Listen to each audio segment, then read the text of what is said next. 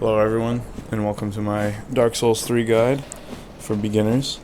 I've been meaning to do this for a long time, and we've been putting it off due to work and other things, and now I'm finally getting a second to sit down and actually try this. My initial recording was kind of a failure because my microphone was muted. Super noob mistake, and now I'm doing a voiceover, so hopefully this voiceover goes well. I feel like live commentary is probably the best bet because, you kind of get your candid thoughts and reactions to, bad events and etc. But this first episode, it's going to be just voiceover. Basically it's going to end right about before we get to the High Tower of Lothric. It's going to show some good stuff like how to kill this lizard and, killing Yidix, Gundyr, Grundle, whatever his name is. I'm going to mispronounce it because I read it and I'm pretty sure it's Latin and I don't speak Latin, so sorry if I mispronounce things. So right now we're just killing this crystal lizard. Mostly, the only thing for me that I have to watch out for is he does this like rear attack, he like rears back and then does this bite. Confuses the crap out of me because I always think it's the stagger animation when it happens typically, and he'll get me and it'll almost kill me typically whenever it gets me.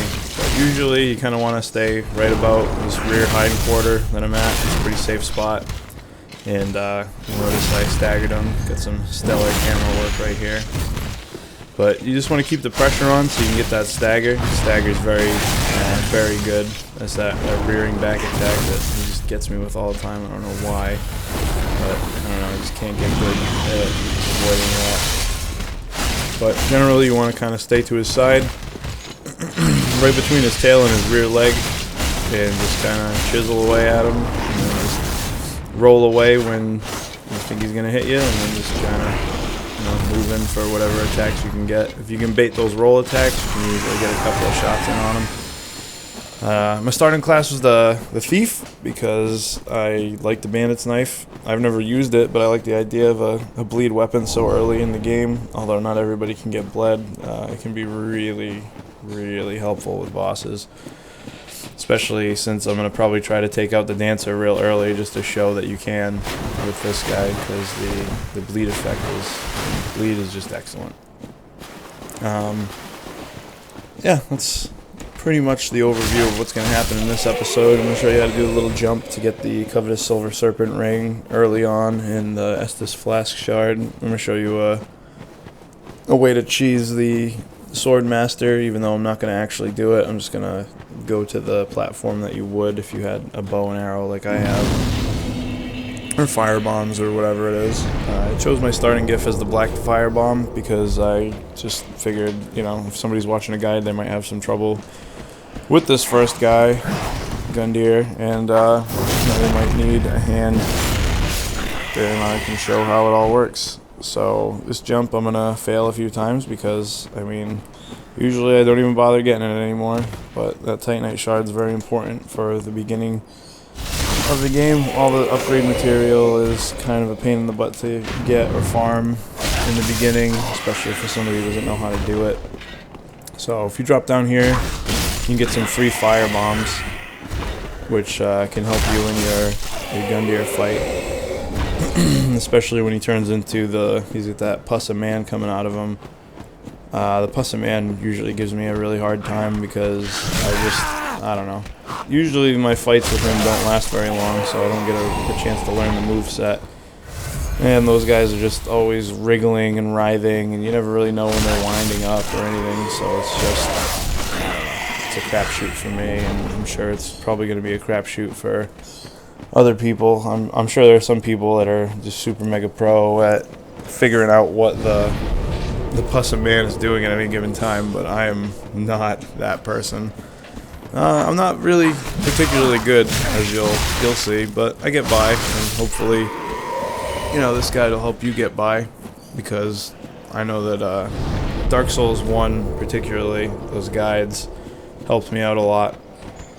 Because you get stuck in a spot and you're like, oh, this is impossible, and you see somebody with this positive attitude, and then they go and show you how it's done, and things work out well, and you're like, oh wow, that isn't so bad.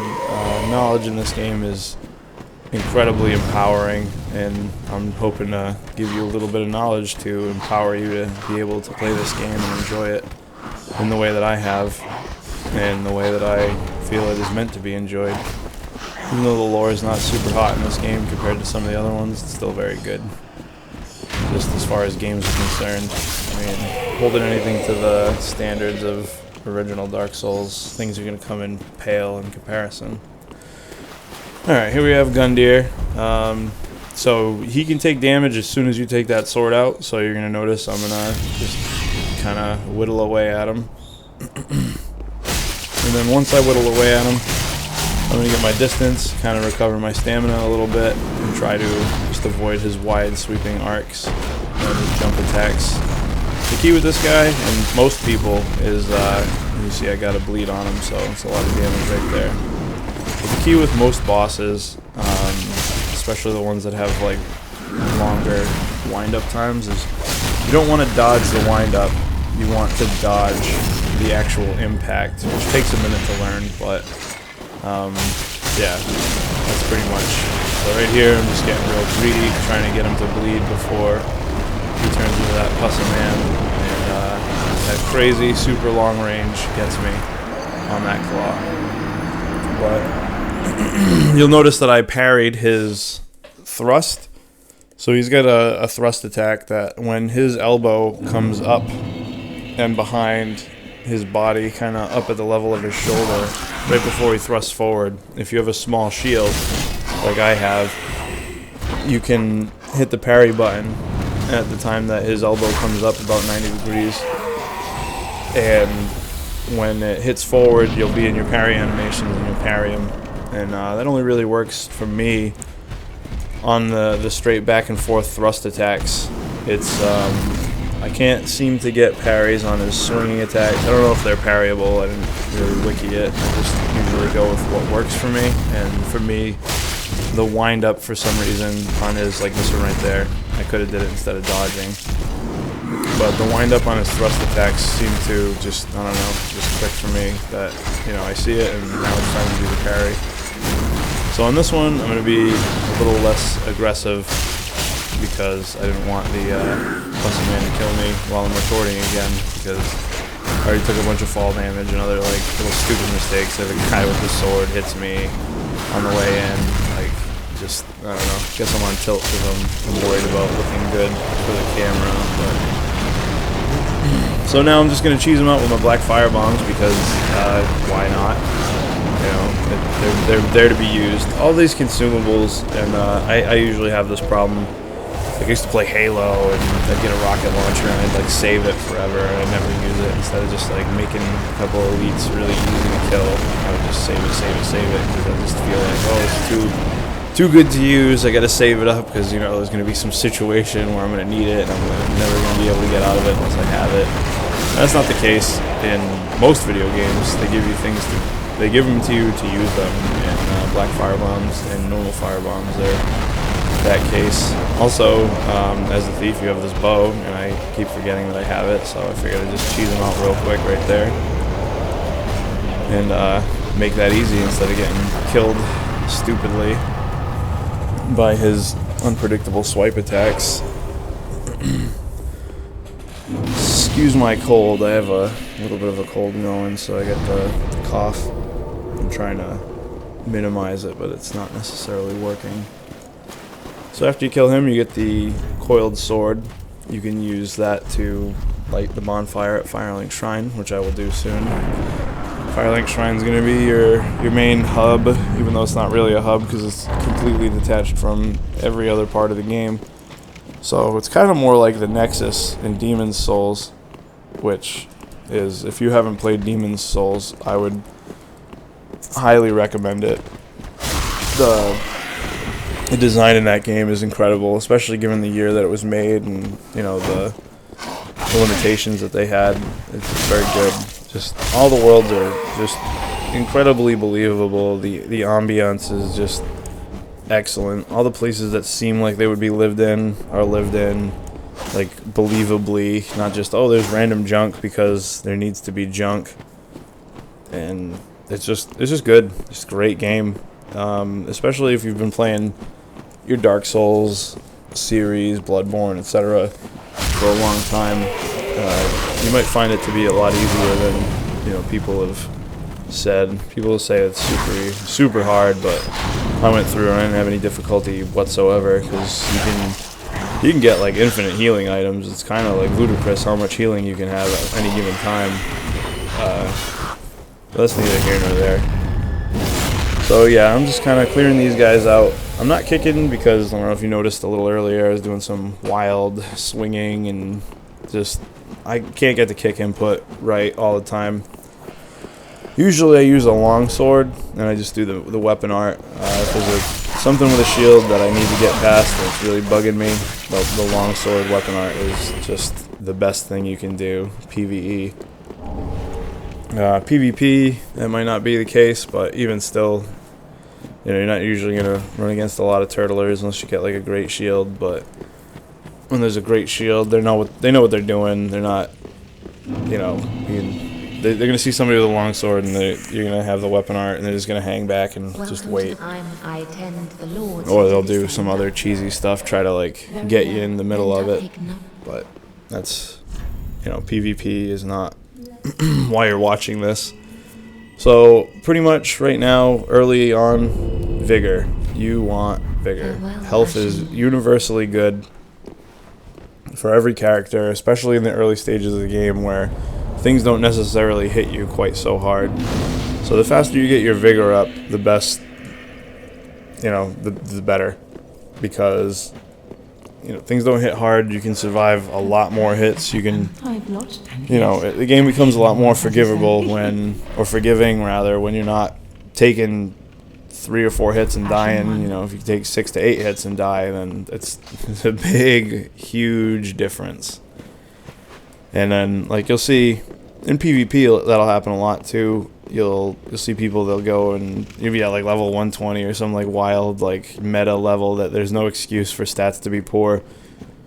And there'll be people that they put 27 points into like health and they have 1,000 health. So you hit them like 2-3 times tops and they're dead and you're like, what happened? There's no amount of damage output that you can justify not having enough health, because 1,000 health is just a pittance in PvP, especially in the arena. In the arena, you don't get embered, so that's even worse. But if you get up to 40 vigor or vitality, whatever that stat is that begins with a V, that controls your health. When you're embered, you'll be if you're having like 15, 1600, especially if you have a life ring, ring of favor, all that stuff. It really helps out a lot. You get another like 3 hits in, which is a ton. And when you're playing single player, if you have that much life, it's ridiculous just how much abuse and punishment your character can take before you die. It's like easy mode in some senses. Late game, not so much, because all the stuff late game hits like a truck. You're getting hit 3 or 4 times and you're cooked. But so right now I'm going to show you how to take out this Swordmaster. Basically, you just want to bait this attack right there. As he rears down, like he kind of takes that 2-step forward and gets ready to slash. With your small shield, you just hit that parry button and you're going to get it. Just almost every time. You don't want to be at like a dead angle, so if you're kind of off his shoulder, a little to the side, you'll see in a minute I'm going to be kind of on the stairs and I'm going to try to parry him and it's not going to work just because of the angle. Like I get partials, and it could be my piss poor timing too, but like right there was just really bad timing. But if you pay attention and he goes like right, wait for it, push a button right now, and you're going to get it. Every time. And if you stay far enough away from him, he's going to spam that attack. Although he just did it when I was really close, and it's not always the case. A lot of times what he'll just do his normal attacks, and that's not what you want. His normal attacks hit like a truck. You definitely don't want to be hit by them. especially early on like this, he's gonna freaking just kill you in 2-3 hits. And if he hits you once, it's guaranteed 2 hits, because of the way that the balancing works in this game for PvP. Is you get true combos for 2 hits typically, so you get 1 hit and then they're staggered long enough to get hit again. So that's 2 hits, that's like half your life, 3/4 of your life, and then all he has to do is hit you one more time, usually, and then you're dead. So for him, you just want to make sure that you get far enough away that he's in the stance to do that sweeping attack. Just wait, and then parry him. If you have a small shield. If you have a large shield, you can do the same thing, but the timing is a lot less forgiving. You're probably better off just turtling him up on that, and then just hitting him with a counterattack. Or if he's just blocking with his sword, hitting him with the weapon art. That's a pretty good one. A lot of times you'll see he'll just be standing there blocking with his sword like a dummy. And if you hit him with the weapon art, you'll break his guard. You will then be able to riposte him, do a ton of damage, and then kind of get away and reset. When he's in his stance to do that slash, he can also do a parry. And his parry timing is usually pretty on point. He never gets partials on you. He always gets like actual parries. So when he's in that stance, don't attack him with a normal attack. You can do a jumping attack. So if you press forward in the heavy attack, you'll do the lunging attack, you'll jump, you'll hit him, and those are actually unparryable. You can't parry them. So just in general with like AI, it's really easy to abuse that, because they're not going to see what you're doing and react to it. Like a human would probably react to it. You're not going to get away with that maybe more than once or twice. Fully charged heavy attacks as well, you can hit them with, and they're not parryable. But the problem is the fully charged heavy attack takes a second to charge up, and yeah, he's gonna hit you with that slash beforehand, and that's, you know, gonna cost you a lot of health. So right now I'm trying to do that jump. I got naked, and I usually have a lot more success when I get naked. Pretty much you just want to run up that tree partially, and then just use the left analog stick and aim 90 degrees to your right, and you can try to hit that spot right there. Sometimes it takes me much longer, sometimes it takes me first shot, I get it. It's kind of just a matter of patience. So there was Homewood Bones right there. You're gonna get Estus Flash Shard right here. So that brings you up to 5 right in the beginning, which is a third of what you get for the entire game, which is pretty great. If you wanted to use Pickle Pea, pretty much just find an item, leave it there. He'll say Pickle Pea or Pump a Run, some cool stuff like that, and he'll leave you something instantly. It's not like Dark Souls 1 or, you know, Demon's Souls where you have to like just restart the entire game. That hidden wall over there, behind it is the Covetous Silver Serpent Ring. I'm going to show you how to get it in a second.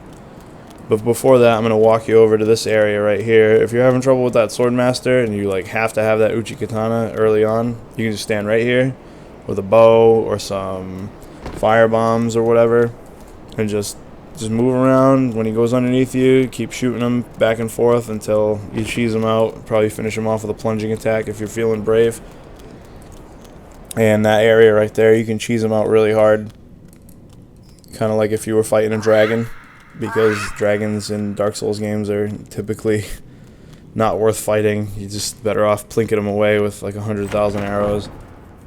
So that's the Covetous Silver Serpent Ring, and right now is just literally the best time you can get it, because you have no other rings to wear, and it's going to give you the biggest bonus in Souls, and it's going to make the biggest difference for you because it's earlier on. The longer you have it, the more souls you'll get, and you're not going to get enough rings to like really replace that ring slot in a useful way for a while. So that's pretty much the best ring you can get right off the bat, other than maybe the life ring as a starting gift, which is really good because it's just life. Right here is Ludlith of Corland, I think his name is. Yep, he just said it right there. Pretty much this dude is going to he's going to be your source for boss weapons. Once you kill the tree, in Undead Settlement, you'll get the transposing kiln. You can bring it to him, and he can take boss souls and turn them into weapons, rings, spells in some cases, and sometimes there's a cost associated with it, but you don't have to ascend any weapons or anything like that. It's just makes it. So that's a lot better because you don't have to get like a plus 15 weapon or anything like wild like that. So right now I'm just gonna go and talk to Andre of Astora. He's pretty much how you're gonna get your Estus flasks. So you can allot your Estus and reinforce it. When you reinforce it, you take a shard, turn it into a flask, and then allot. You can change it from blue to regular, and that's how you're gonna, get your health potions and your your magic potions, and that's pretty much that mechanic right there. But right now I'm gonna stick with the bandit knife and the bow. If you can think of any other weapons you'd like to see me use, maybe some weapons you've been thinking about playing around with but not actually had the time to use, just leave a comment. If you got any, constructive criticism, let me know, and hopefully this helped you if you were stuck in the beginning. And thanks for tuning in. Have a good one.